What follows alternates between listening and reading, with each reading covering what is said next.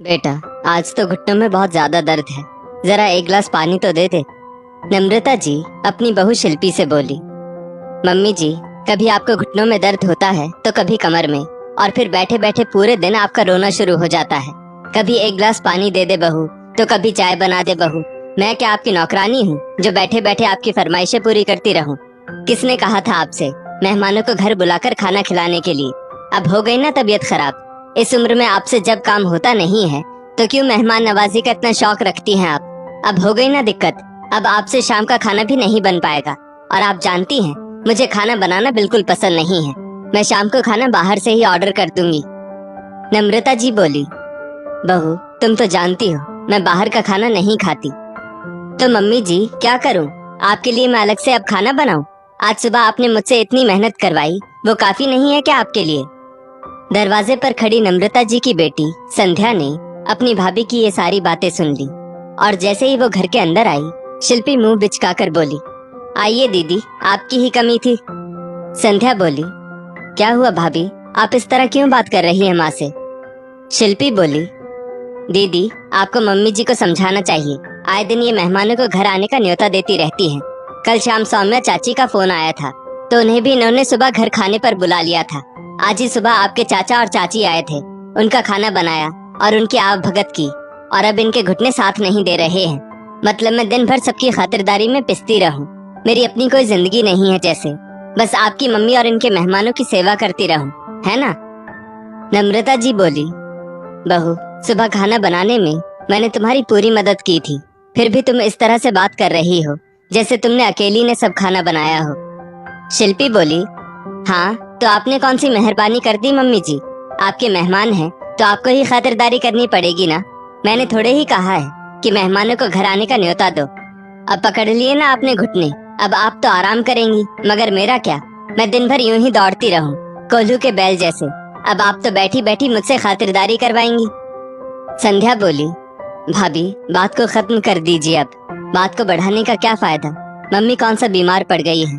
अब इस उम्र में घुटनों की तकलीफ होना तो लाजमी है, आप जानती ही हैं।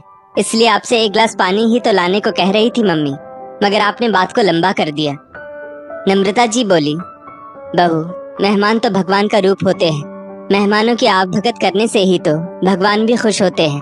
हमारे जमाने में तो हम 20-30 लोगों का खाना हंसकर बना दिया करते थे, फिर भी चू तक नहीं करते थे। मगर तुम आजकल की लड़कियां सिर्फ 2 लोगों का खाना बनाने में थक जाती हो। संध्या बोली, भाभी, माँ ने ऐसा भी क्या कह दिया था? सिर्फ एक गिलास पानी ही तो मांगा था आपसे, आपने ही बात का बतंगड़ बना दिया। शिल्पी मुंह बिचकाते हुए बोली, हाँ मैं ही तो बातों को बड़ा करती हूँ, आपकी मम्मी तो देवी हैं। इतना बोल वो अपने कमरे में चली गई। संध्या का ससुराल उसके मायके से कुछ दूरी पर ही था। शिल्पी भाभी को शादी किए अभी 6 महीने ही हुए थे, मगर संध्या जब भी मायके आती अपनी माँ और भाभी में तकरार देखती। संध्या को ये देखकर बहुत बुरा लगता, क्योंकि वो अपनी माँ को तो अच्छे से जानती थी। उसकी माँ कभी बिना बात के बात का बतंगड़ नहीं बनाती थी। शिल्पी भाभी कुछ ज्यादा ही मॉडर्न ख्यालों की थी। उसे घर के काम करना बिल्कुल भी पसंद नहीं था। वो जॉब पर जाती थी और फिर घर आकर अपने कमरे में पसर जाती थी। संध्या की माँ नम्रता जी सुबह का और शाम का दोनों वक्त का खाना बनाकर रखती, फिर भी शिल्पी नम्रता जी का बात बात पर अपमान कर देती थी। दरअसल शिल्पी अपनी सास के साथ रहना ही नहीं चाहती थी। वो अपने पति के साथ एकल परिवार में रहना चाहती थी। इसलिए आए दिन वो घर में कुछ न कुछ तमाशा करती, ताकि उसकी सास उससे परेशान हो जाए।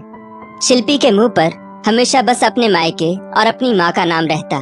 संध्या का भाई मनोज भी अपनी पत्नी की इन हरकतों की वजह से अपनी माँ और बहन के सामने शर्मिंदा हो जाता था।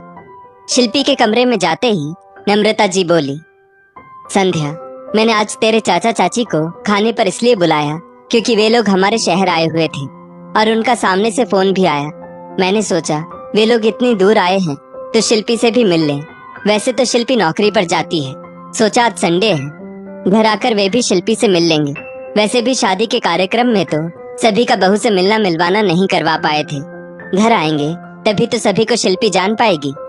थोड़े दिनों पहले तेरे मामा मामी भी घर आए थे संध्या, बस इसी बात को लेकर झगड़ पड़ी थी शिल्पी। वो कहने लगी कि मैं जब घर पर नहीं होती हूँ तब बुलाया करो अपने मेहमानों को। गजब तो तब हो गया जब तेरी बुआ ने हम सभी को खाने पर उनके घर बुलाया था और शिल्पी वहाँ वन पीस पहनकर हमारे साथ चलने लगी। तब मैंने कहा, बहू तुम सलवार सूट पहन लो, तुम्हारी बुआ सास के घर जिमने का कार्यक्रम है तो अच्छा नहीं लगेगा अगर तुम ऐसे वन पीस पहनकर खाने पर आओगी। मगर शिल्पी कहने लगी, मैं आज के जमाने की मॉडर्न लड़की हूँ, मैं जॉब पर जाती हूँ, आपने मुझे आउटडेटेड समझ रखा है क्या जो मैं सलवार सूट पहनूंगी। फिर बड़ी मुश्किल से तेरे भाई मनोज ने उसे समझाया, तब जाकर वो सूट पहनकर साथ चलने को तैयार हुई। एक दिन मैंने उससे कहा, शिल्पी घिसने वाले बर्तन बहुत ज्यादा हैं, जरा आकर मेरी मदद तो कर दो। मगर वो अपना मोबाइल चला रही थी। पहले तो उसने मेरी बात सुनी नहीं और जब मैंने दूसरी बार कहा तो वो बोली, मैंने कभी अपनी मम्मी के घर में बर्तन घिसने, झाड़ू पोछा लगाने जैसे काम नहीं किए। इन सब कामों के लिए काम वाली बाई को बोलो। मैं आपकी तरह हाउसवाइफ नहीं हूँ जो ये सारे काम करूँ।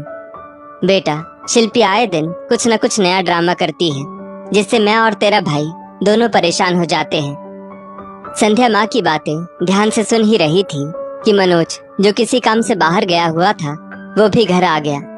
मनोज को संध्या ने पानी लाकर दिया और फिर उसके लिए चाय बनाई। मनोज संध्या से बोला, दीदी आप लोगों ने एक ऐसी लड़की से शादी करवा दी मेरी। शिल्पी को किसी का कुछ ख्याल नहीं रहता है, न मेरा और न ही माँ का। माँ की तो बिल्कुल इज्जत नहीं करती है शिल्पी, और मैं भी जब ऑफिस से घर आता हूँ वो अपने कमरे से बाहर तक नहीं आती है।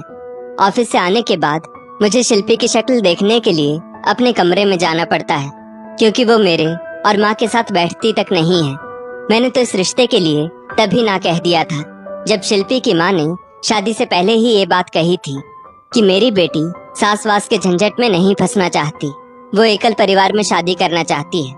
मगर फिर माँ और तुम्हारी जिद के कारण मैंने ये शादी की। माँ ने मुझे समझाया कि शादी के बाद लड़कियां बदल जाती हैं, वे अपने पति, सास, ननद सबकी इज्जत करती हैं और जब हम शिल्पी को ढेर सारा प्यार देंगे तो वो हमारे साथ घुल मिल जाएगी। मगर ऐसा कुछ नहीं हुआ। संध्या बोली, भाई तुम फिक्र मत करो, शिल्पी भाभी को समझाने का अभी कोई फायदा नहीं होगा, उल्टा घर की शांति और भंग हो जाएगी।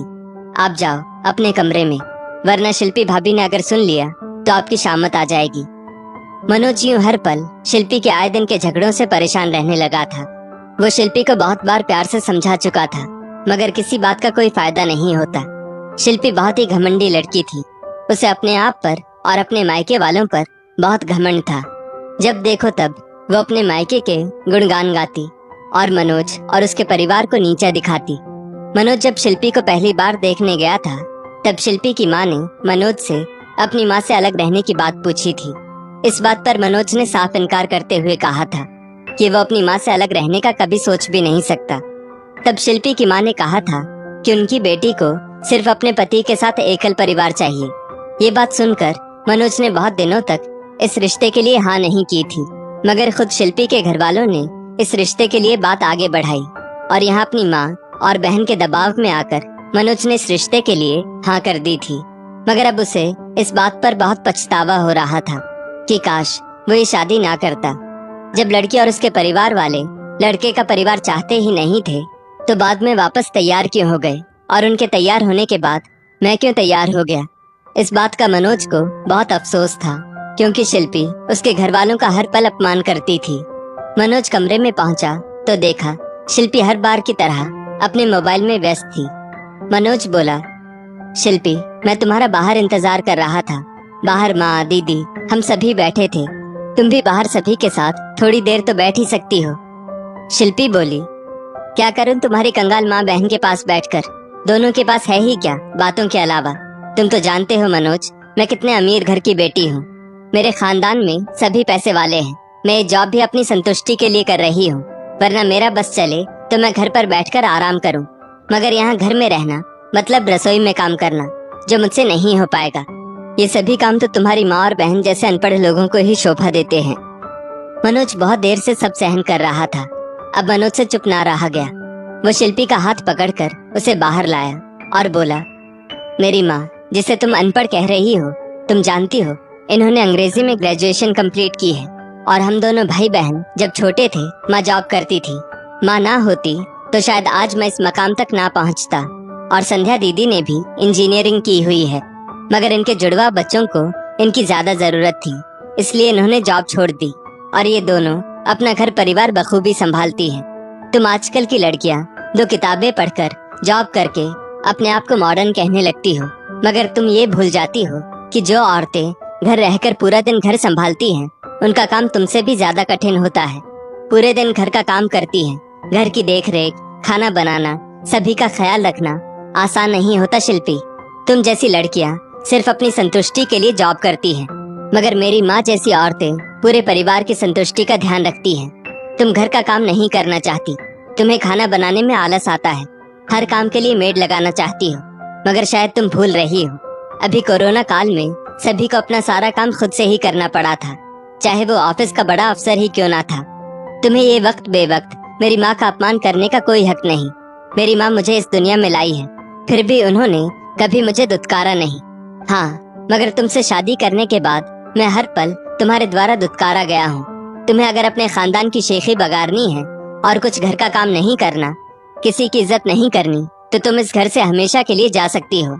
ये दरवाजे तुम्हारे लिए हमेशा से खुले थे और खुले रहेंगे।